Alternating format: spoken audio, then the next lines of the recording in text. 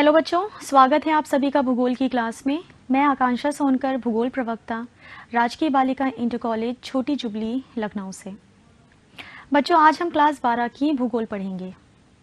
पिछली क्लास में आपकी दूसरी किताब भारत, लोग और अर्थव्यवस्था खंड ख का प्रथम अध्याय जनसंख्या भारत की वितरण, घनत्व, वृद्धि और संगठन, इसे हम स्टार्ट कर चुके थे।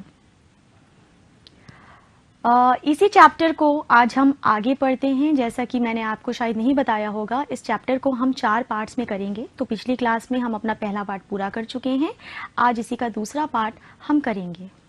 आइए सबसे पहले बच्चों एक क्विक रिवीजन कर लेते हैं कि पिछली क्लास में हमने क्या क्या पढ़ा था। अब तक हमने जाना भारत में जनसंख्या आंकड़ों के स्रोत, जनसंख्या का वितरण, जनसंख्या का घनत्व, जनसंख्या घनत्व के प्रकार। बच्चों, बहुत इंपॉर्टेंट है, आप लोगों को ये फिंगर्स पे बिल्कुल याद होना चाहिए क्योंकि एग्जाम में बहुत पूछा जाता है। सबसे पहले तो 2011 की जनगणना के अनुसार हमारे भारत की जनसंख्या कितनी है, ये आपको फिंगर्स पे याद होना चाहिए, 121.01 करोड़। फिर आप लोगों को ये याद होना चाहिए कि भारत की संपूर्ण जनगणना किस वर्ष में पूरी हुई थी, तो ये 1881 ईस्वी में पूरी हुई थी। इसके बाद जो क्वेश्चन बहुत पूछा जाता है बोर्ड एग्जाम्स में वो ये है कि 2011 की जनगणना के अनुसार सबसे ज्यादा आबादी वाला राज्य कौन सा है, तो इसका उत्तर है उत्तर प्रदेश। यदि आपसे पूछा जाए सबसे कम आबादी वाला राज्य कौन सा है, तो इसका आंसर है सिक्किम। अगर हम केंद्र शासित प्रदेशों की बात करें तो सबसे ज्यादा जनसंख्या दिल्ली में है और सबसे कम जनसंख्या आपकी लक्षद्वीप में है। तो ये तो बात हो गई सर्वाधिक जनसंख्या वाले राज्यों, कम जनसंख्या वाले राज्यों, सर्वाधिक जनसंख्या वाले केंद्र शासित प्रदेश और कम जनसंख्या वाले केंद्र शासित प्रदेशों की। अब हम आते हैं जनसंख्या घनत्व पे। तो 2011 की जनगणना के अनुसार सबसे ज्यादा जनसंख्या घनत्व जिस राज्य का है वो है आपका बिहार और सबसे कम जनसंख्या घनत्व जिस राज्य का है वो है अरुणाचल प्रदेश। इसी तरह जब हम केंद्र शासित प्रदेश की बात करते हैं तो सबसे ज्यादा जनसंख्या घनत्व दिल्ली का है और सबसे कम जनसंख्या घनत्व अंडमान और निकोबार द्वीप समूह का है। और ये बच्चों आपको अच्छे से पता ही होगा कि विश्व में सबसे ज्यादा आबादी चाइना देश की है और दूसरे नंबर पर हमारा भारत आता है। ये कुछ फैक्ट्स हैं जो आप लोगों को अपने ब्रेन में फीड कर लेना है। देखते हैं कि आज हमारे मुख्य चर्चा के बिंदु कौन से हैं बच्चों। आज हम जानेंगे जनसंख्या वृद्धि के बारे में। जनसंख्या के दोगुना होने का समय, इससे आप क्या समझते हैं। इसके बाद हम बात करेंगे भारत में जनसंख्या वृद्धि की 4 प्रावस्थाएं, यानी कि 4 मुख्य स्टेजेस, इनके बारे में हम बात करेंगे। शुरू करते हैं। जनसंख्या वृद्धि जिसे हम कहते हैं पॉपुलेशन ग्रोथ, इससे आप क्या समझते हैं बच्चों। जनसंख्या वृद्धि 2 समय बिंदुओं के बीच किसी क्षेत्र विशेष में रहने वाले लोगों की संख्या में परिवर्तन को कहते हैं। ये जो जनसंख्या में परिवर्तन होता है बच्चों, ये 2 प्रकार से होता है। एक तो है आपका पॉजिटिव ग्रोथ और दूसरा है आपका नेगेटिव ग्रोथ।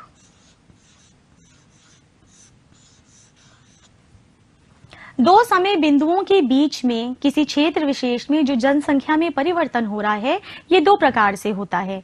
एक है आपका पॉजिटिव ग्रोथ और एक है आपका नेगेटिव ग्रोथ। पॉजिटिव ग्रोथ में आपकी जनसंख्या बढ़ती है और नेगेटिव ग्रोथ में, जिसे हम ऋणात्मक वृद्धि कहते हैं, इसमें आपकी जनसंख्या बच्चों घट जाती है। अब ये जो जनसंख्या में वृद्धि हो रही है, ये जिस दर से होती है, जिस रेट से होती है, उसे हम कहते हैं रेट ऑफ पॉपुलेशन ग्रोथ या जनसंख्या वृद्धि का दर, जिसे हम हमेशा परसेंटेज में एक्सप्रेस करते हैं। अगर आपसे बच्चों एग्जाम में पूछा जाए कि हमारे भारत की जनसंख्या की वार्षिक वृद्धि दर कितनी है, तो आपका आंसर होगा 1.64%। ये बहुत इंपॉर्टेंट है बच्चों।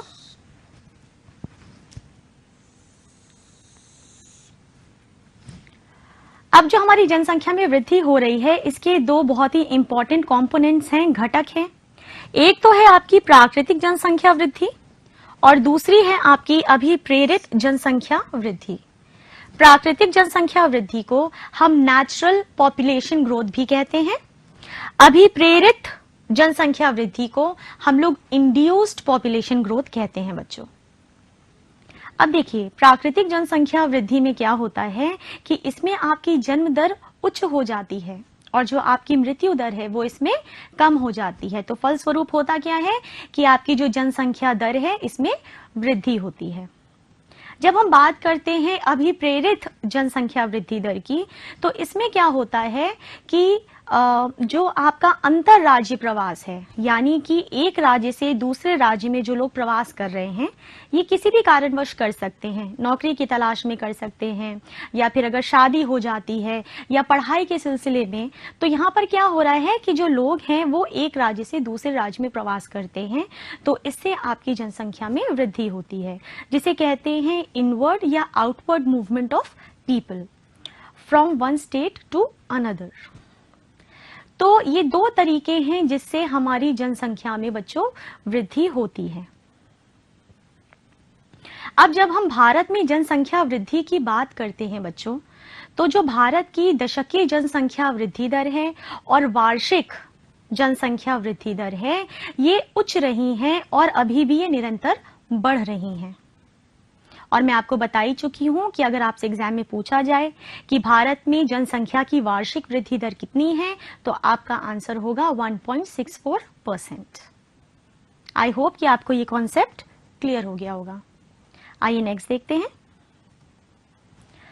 जनसंख्या के दोगुना होने का समय, जिसे हम कहते हैं डबलिंग ऑफ पॉपुलेशन, इससे हम क्या समझते हैं? यानी कि वो समय जो जनसंख्या ले रही है खुद को दोगुना करने में, खुद को डबल करने में वर्तमान वार्षिक वृद्धि दर पर, उसे हम कहते हैं डबलिंग ऑफ पॉपुलेशन। जैसा कि लिखा है, जनसंख्या के दोगुना होने का समय वर्तमान वार्षिक वृद्धि दर पर किसी भी जनसंख्या के दोगुना होने वाला समय है। ये भी बच्चों वेरी इंपॉर्टेंट है, अति लघु में आपसे एग्जाम में इसे पूछा जा सकता है। आगे लिखा है, पिछली एक शताब्दी में, शताब्दी का मतलब होता है बच्चों 100 साल, 100 years। तो पिछली एक शताब्दी में भारत की जनसंख्या वृद्धि वार्षिक जन्म दर और मृत्यु दर तथा प्रवास की दर के कारण हुई है। यानी कि जो हमारे भारत में जनसंख्या की वृद्धि हुई है, ये किस वजह से हुई है? ये हमारी वार्षिक जन्म दर, मृत्यु दर और प्रवास। प्रवास का मतलब होता है माइग्रेशन, एक जगह से दूसरी जगह को जाना। तो इन तीन कारणों से हमारे भारत में जनसंख्या में वृद्धि हुई है बच्चों। इसलिए यह वृद्धि विभिन्न प्रवृत्तियों को दर्शाती है। यानी कि जो हमारे भारत में जनसंख्या की वृद्धि हुई है, इसके अलग अलग ट्रेंड्स, अलग अलग प्रवृत्तियां आपको देखने को मिलती हैं। तो इसकी 4 प्रमुख स्टेजेस हैं, लेकिन इन स्टेजेस को करने से पहले हम लोगों को एक बहुत जरूरी चीज सीखनी है, और वो है ये टेबल। ये है आपका भारत की दशकीय वृद्धि दर। अब इस टेबल में बच्चों आप लोगों को ये पता चलेगा कि भारत की दशकीय वृद्धि दर कितनी रही है 1901 से 2011 तक। सबसे पहले तो बच्चों जो पहला कॉलम है, इसमें आपको जनगणना का वर्ष बताया जा रहा है। हम लोग ने पिछली क्लास में ये किया था कि भारत में हर 10 वर्ष पर जनगणना की जाती है। तो पहले कॉलम में आपको जनगणना के वर्ष दिए हुए हैं, जैसे 1901, फिर 10 वर्ष के अंतराल के बाद 1911, 1921 एंड सो ऑन। फिर आते हैं हम दूसरे कॉलम में, इसमें आपको कुल जनसंख्या का पता चल रहा है। जैसे 1901 में आपके भारत की कुल जनसंख्या कितनी है? ये है 23.84 करोड़। इसके बाद हम आते हैं आपके तीसरे कॉलम पर, जो है वृद्धि दर का कॉलम, जिसमें आपको जनसंख्या की वृद्धि दर के बारे में पता चलेगा। इसमें एक है निरपेक्ष संख्या और एक दिया हुआ है वृद्धि का प्रतिशत। तो अभी मैं आपको बताऊंगी बच्चों कि हम निरपेक्ष संख्या को कैसे निकालते हैं, क्योंकि जब हम निरपेक्ष संख्या को ज्ञात कर लेंगे, इसके बाद हम वृद्धि दर को कैलकुलेट कर पाएंगे।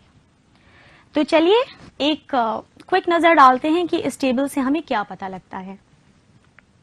जैसा कि हम इसमें देख रहे हैं कि 1901 में हमारी कुल जनसंख्या है 23.84 करोड़। 1911 में हमारी कुल जनसंख्या है 25.21 करोड़।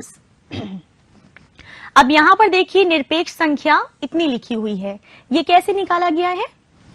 जब हम 1911 की कुल जनसंख्या से 1901 की कुल जनसंख्या को माइनस कर देंगे तो ये निरपेक्ष संख्या निकलकर आ जाएगी। इसका मतलब 25209339 माइनस 238396 यानी आप क्या कर रहे हैं, 1911 की कुल जनसंख्या में से 1901 की कुल जनसंख्या को घटा रहे हैं, तो आपका निरपेक्ष संख्या निकलकर आ जाता है बच्चों। वृद्धि दर का प्रतिशत कितना है? 5.75%, यानी इन 10 सालों के अंतराल में आपकी जनसंख्या में कितनी वृद्धि हो रही है? 5.75% से वृद्धि हो रही है। अब जब हम आते हैं 1921 में, तो ये जो 1921 है ये वेरी इंपॉर्टेंट है, क्योंकि 1921 में आप देखेंगे कि आपकी जनसंख्या में ऋणात्मक वृद्धि होती है, यानी कि आपकी जो जनसंख्या है ये बढ़ने के बजाय कम हो जाती है, जिसे हम कहते हैं नेगेटिव पॉपुलेशन ग्रोथ। इसलिए जो 1921 वाला समय है ये बहुत ही इंपॉर्टेंट है। अब 1921 में आपकी जनसंख्या है 25.13 करोड़। निरपेक्ष संख्या है बच्चों आपकी 7.72 लाख। यहां पर आप देखिए कि आपकी जो जनसंख्या है वो घट गई है और आपकी जो जनसंख्या वृद्धि का प्रतिशत है वो है -0.31%, यानी यहां पर आपकी जनसंख्या बढ़ नहीं रही है बल्कि घट रही है। कितने से? 0.31% से आपकी जनसंख्या यहां पर कम हो जाती है। इसी तरह बच्चों हम देखेंगे 1931 में आपके भारत की कुल जनसंख्या है 27.89 करोड़। उसी तरह निरपेक्ष संख्या है 27.66 करोड़। आपका वृद्धि दर का प्रतिशत है बच्चों इसमें 11.60, यानी यहां पर फिर से आपकी जनसंख्या बढ़ती है। अब होता क्या है कि धीरे धीरे अब भारत में जो जनसंख्या वृद्धि दर है ये बढ़ती रहेगी, लेकिन लास्ट के जो 2001 वर्ष है और 2011 वर्ष है, इसमें आप देखेंगे कि आपका जो जनसंख्या का वृद्धि दर है इसमें थोड़ी सी गिरावट आई है। अब ऐसा क्यों हुआ है, इसे अभी हम आगे जो 4 प्रमुख स्टेजेस हैं उनमें हम जानेंगे। अब बच्चों अगला जो बहुत ही इंपॉर्टेंट कॉन्सेप्ट है आप लोगों को पता होना चाहिए वो ये है कि अगर एग्जाम में पूछ लेते हैं कि 2001 से 2011 के बीच की दशकीय वृद्धि दर कितनी है, तो इसे आप कैसे कैलकुलेट करेंगे? अब देखिए 2001 में भारत की कुल जनसंख्या कितनी है? 102.86 करोड़। निरपेक्ष संख्या बच्चों यहां पर दी हुई है 18.23 करोड़। 2011 में हमारे भारत की कुल जनसंख्या है जो मैंने आपको बताया है 121.01 करोड़। यहां पर आपको निरपेक्ष संख्या दी हुई है 18.16 करोड़। अब हमें निकालना क्या है? दशकीय वृद्धि दर। इसे कैसे निकालेंगे? ये तो मैंने आपको बता दिया है कि निरपेक्ष संख्या कैसे निकलती है। जब आप 2011 की जनसंख्या से 2001 की जनसंख्या को माइनस कर देंगे, घटा देंगे, तो आपको निरपेक्ष संख्या का पता लग जाता है। अब आपको क्या करना है, इस संख्या को, जो आपकी निरपेक्ष संख्या है, इसे आप ऊपर लिखेंगे 181583094 और इसे आप डिवाइड कर देंगे आधार वर्ष या बेस ईयर की कुल जनसंख्या से। तो बेस ईयर कौन सा है हमारा, 2001। तो इसकी कुल जनसंख्या आप यहां लिख देंगे 10,286,1,03,28 और इसको आप मल्टीप्लाई कर देंगे 100 से। अब जो आपका आंसर होगा वो है 17.64%। तो दशकीय वृद्धि दर कितनी निकल कर आती है 2011 में, 17.64%। तो इस तरह से बच्चों हम दशकीय वृद्धि दर निकालते हैं। इस टेबल को बहुत अच्छे से बच्चों आप लोग देखिएगा और समझने की कोशिश करिएगा और इसे अच्छे से स्टडी करिएगा और 1921 का समय याद रखिएगा, क्योंकि इस समय क्या हुआ था, पॉपुलेशन में नेगेटिव ग्रोथ हुई थी, ऋणात्मक वृद्धि हुई थी। आइए नेक्स्ट देखते हैं। अब हम बात करेंगे भारत में जनसंख्या वृद्धि की 4 सुस्पष्ट प्रावस्थाओं या स्टेजेस की, जो अभी हमने पिछली स्लाइड में टेबल स्टडी किया है। जब आप उसको स्टडी करेंगे तो ये जो स्टेजेस हैं चारों, ये चारों स्टेजेस आपको और भी क्लियर हो जाएंगी। तो सबसे पहली जो हमारी स्टेज है या प्रावस्था है, ये है आपकी 1901 से 1921 के बीच की अवधि, यानी कि 20 सालों का ये समय है। 1901 से 1921 की अवधि की हम यहाँ बात कर रहे हैं। अब ये जो प्रावस्था है, इसकी सबसे मुख्य विशेषता क्या थी, जनसंख्या वृद्धि की निम्न अथवा स्थिर प्रावस्था, यानी जो आपकी जनसंख्या में वृद्धि थी वो बहुत ही मंद गति से थी, या फिर हम कह सकते हैं कि ये स्थिर जनसंख्या वृद्धि वाली प्रावस्था थी। इसका मुख्य कारण क्या था, जनसंख्या वृद्धि इतनी कम क्यों थी। सबसे पहली बात तो बच्चों की इस समय जो आपकी जन्म दर थी वो उच्च थी और आपकी मृत्यु दर ये भी उच्च थी। जन्म दर और मृत्यु दर ये दोनों ही उच्च थे। इसका मुख्य कारण ये था कि इस समय बहुत सारी महामारियां थीं, इस समय प्लेग चला हुआ था, साथ ही साथ लोगों के पास खाने का अभाव था, उनके पास पर्याप्त भोजन नहीं था, उनके पास अच्छी मेडिकल फैसिलिटीज नहीं थी अपना उपचार कराने के लिए, निरक्षरता थी, जो बेसिक नेसेसिटीज होती हैं, आधारभूत आवश्यकताएं, इनकी कमी थी। तो आप देखेंगे कि उस समय जो मृत्यु दर था, डेथ रेट, वो बहुत ज्यादा हाई था और बर्थ रेट भी हाई था अज्ञानतावश। फिर जैसा कि हमने पिछली स्लाइड में देखा था टेबल में कि जो 1911 से 1921 की अवधि थी उसमें जनसंख्या में ऋणात्मक वृद्धि होती है, यानी कि नेगेटिव पॉपुलेशन ग्रोथ होती है। क्यों होती है ये हमने अभी डिस्कस किया। निम्न स्वास्थ्य एवं चिकित्सा सेवाएं, निरक्षरता, भोजन तथा अन्य आधारभूत आवश्यकताओं का अपर्याप्त वितरण। तो इन कारणों से इस प्रावस्था में आपकी जन्म दर भी उच्च थी और मृत्यु दर भी उच्च थी और आपकी जो जनसंख्या की वृद्धि थी वो स्थिर थी या मंद गति से थी। आइए नेक्स्ट देखते हैं। अब आती है आपकी दूसरी प्रावस्था। ये जो समय है बच्चों, ये 1921 से 1951 की अवधि है। अब ये जो 20 साल का समय है, इसकी सबसे प्रमुख विशेषता क्या थी, आपका जन्म दर उच्च है लेकिन मृत्यु दर आपका निम्न हो जाता है। अब आप यहां पर देखेंगे कि जो मेडिकल फैसिलिटीज हैं उनमें सुधार हो जाता है, सैनिटेशन की फैसिलिटी हो जाती है, यानी स्वास्थ्य और स्वच्छता सुविधाओं में व्यापक सुधार देखने को मिलता है, जिस कारण से जो आपकी मृत्यु दर है वो कम होने लगती है। जन्म दर अभी भी उच्च है और कौन कौन से डेवलपमेंट्स होते हैं इस अवधि में? बेटर ट्रांसपोर्ट एंड कम्युनिकेशन, जिसे हम कहते हैं बेहतर परिवहन और संचार तंत्र से वितरण प्रणाली में सुधार। तो जो आपका डिस्ट्रीब्यूशन सिस्टम है ये अच्छा हो गया। कैसे अच्छा हुआ? जब ट्रांसपोर्टेशन और कम्युनिकेशन बेटर हुआ तो जो आपका वितरण प्रणाली था उसमें भी सुधार आया। अशोधित जन्म दर उच्च बनी रही, जिससे पिछली प्रावस्था की तुलना में वृद्धि दर उच्चतर हुई। अब जो पिछली प्रावस्था है उसमें जनसंख्या की वृद्धि स्थिर थी। इस प्रावस्था में क्या हो रहा है बच्चों?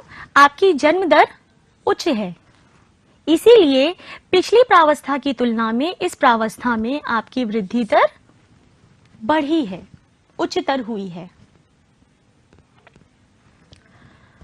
1920 के दशक की महान आर्थिक मंदी और द्वितीय विश्व युद्ध की पृष्ठभूमि में यह वृद्धि दर प्रभावशाली थी। 1920 का जो दौर था वो दौर था बच्चों आर्थिक मंदी का।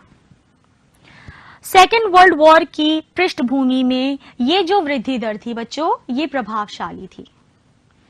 तो इस स्टेज में हम क्या देख रहे हैं, क्या हो रहा है? हमारी जो जन्म दर है वो उच्च बनी हुई है, लेकिन जो हमारी मृत्यु दर है उसमें गिरावट आई है। और पिछली प्रावस्था की तुलना में इस प्रावस्था में क्या हो रहा है कि जो हमारी जनसंख्या वृद्धि दर है वो उच्चतर हुई है। कुछ ही बेसिक सी चीजें हैं बच्चों जो आप लोगों को याद रखनी है। नेक्स्ट देखते हैं। अब जो हमारी अगली प्रावस्था है, अगली स्टेज है, वो है 1951 से 81 की अवधि। ये बहुत ही इंपॉर्टेंट समय है क्योंकि इस समय आप देखेंगे बच्चों की जनसंख्या में विस्फोट होता है। जनसंख्या विस्फोट किसको कहते हैं?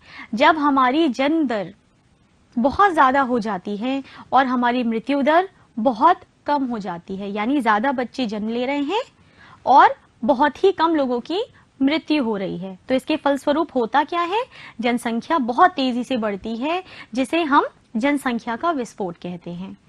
तो 1951 से 1981 का जो ये समय है इसमें आप जनसंख्या में तीव्र वृद्धि पाएंगे, इसलिए हम इस पीरियड को जनसंख्या विस्फोट का नाम देते हैं।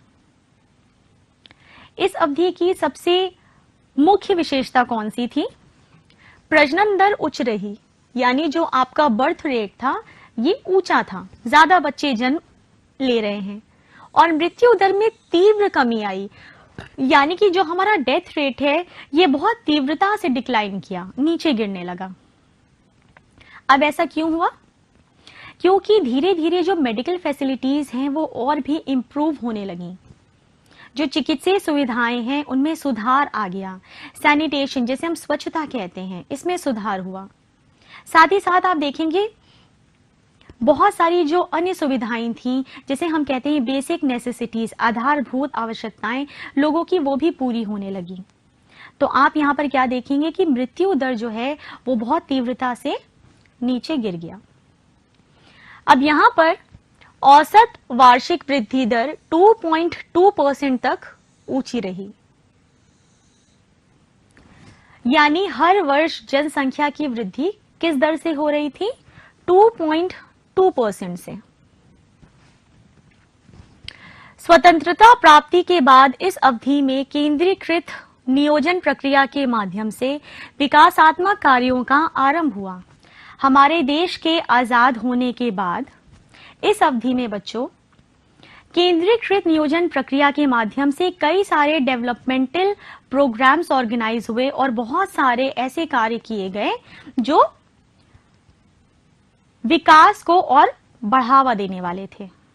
धीरे धीरे अर्थव्यवस्था में सुधार होने लगा, लोगों का स्टैंडर्ड ऑफ लिविंग इंप्रूव होने लगा, क्योंकि अब लोगों के पास बेटर काम था, उनका जो रहने सहने का स्तर था उसमें भी व्यापक सुधार हुआ। तो इस अवधि में आप देखेंगे कि प्राकृतिक वृद्धि उच्च और वृद्धि दर उच्चतर हुई, यानी कि जनसंख्या की वृद्धि दर बहुत ऊंची थी। साथ ही साथ इसमें एक बहुत ही स्पेशल फीचर ये है कि देश में बढ़ते अंतर्राष्ट्रीय प्रवास, यानी कि हमारे भारत में बाहर के देशों से कई लोग आए और यहां पर आकर बस गए। इनमें पाकिस्तानी, बांग्लादेशी, चीन के लोग, तिब्बत के लोग खास तौर से हमारे भारत में आकर बस गए, जिसे हम कहते हैं अंतर्राष्ट्रीय प्रवास। तो क्योंकि ये बाहरी लोग भी आकर हमारे भारत में बसे, इस वजह से हमारे भारत की जो जनसंख्या की वृद्धि थी ये और भी तीव्र हो गई। देश में बढ़ते अंतर्राष्ट्रीय प्रवास और पाकिस्तान से आने वाले लोगों ने उच्च वृद्धि दर में अपना योगदान प्रदान किया। ये है बच्चों आपकी 1951 से 81 के बीच की अवधि, जो जनसंख्या विस्फोट को दर्शाती है। नेक्स्ट देखते हैं। अब आता है आपका 1981 से वर्तमान तक का समय। इसकी सबसे मुख्य विशेषता क्या है? उच्च जनसंख्या वृद्धि दर, परंतु धीरे धीरे मंद गति से गिरावट आई। यानी जनसंख्या वृद्धि दर अभी भी ऊंची है, पर धीरे धीरे अब यह मंद गति से कम हो रही है। ऐसी जनसंख्या वृद्धि हेतु अशोधित जन दर की अधोमुखी प्रवृत्ति को उत्तरदायी माना जाता है। बच्चों, आप देखेंगे कि धीरे धीरे लोग शिक्षित हो रहे हैं, फैमिली प्लानिंग अपना रहे हैं। लोगों को पता है कि छोटा परिवार ही सुखी परिवार है। तो यहां पर आप देख रहे हैं कि अब लेट मैरिजेस भी होने लगी हैं, नारियां जो हैं ये शिक्षित हो रही हैं। तो ये सारे फैक्टर्स हैं कि अब आप देखेंगे कि धीरे धीरे जो पॉपुलेशन ग्रोथ है वो अब कम होने लगा है। देश में जनसंख्या की वृद्धि दर अभी भी ऊंची है और विश्व विकास रिपोर्ट द्वारा यह प्रक्षेपित किया गया है बच्चों कि 2025 ईस्वी तक जो हमारे भारत की जनसंख्या है ये 135 करोड़ का आंकड़ा छू जाएगी, जो एक बहुत बड़ा आंकड़ा है बच्चों। तो ये है बच्चों आपकी 4 प्रमुख स्टेजेस। एक बार क्विक रिवीजन कर लेते हैं कि आज हमने क्या क्या पढ़ा। हमने भारत में जनसंख्या की वृद्धि के बारे में जाना, जनसंख्या के दोगुना होने के समय के बारे में जाना और जनसंख्या वृद्धि की 4 प्रमुख प्रावस्थाओं के बारे में हमने जाना। अब इसके बाद बच्चों मैंने आपको गृह कार्य दिया है, जो आपके बोर्ड एग्जाम का पैटर्न है, उसी पैटर्न पर ये प्रश्न मैंने आपको दिए हुए हैं। पहला प्रश्न है भारत की औसत वार्षिक वृद्धि दर कितनी है? ये मैंने अभी आपको कराया है। सन 2000 की जनगणना के अनुसार जनसंख्या की दृष्टि से विश्व में भारत का कौन सा स्थान है? आपको पता है बच्चों। भारत की औसत जनसंख्या वृद्धि दर 2001 से 2011 के दशक में कितनी थी? ये भी मैंने आपको पढ़ाया है। जनसंख्या वृद्धि किसे कहते हैं? भारत में जनसंख्या वृद्धि की व्याख्या कीजिए। ये दीर्घ प्रश्न उत्तर है, इसे आपको 150 शब्दों में लिखना है। अपना होमवर्क प्लीज टाइमली कीजिए बच्चों।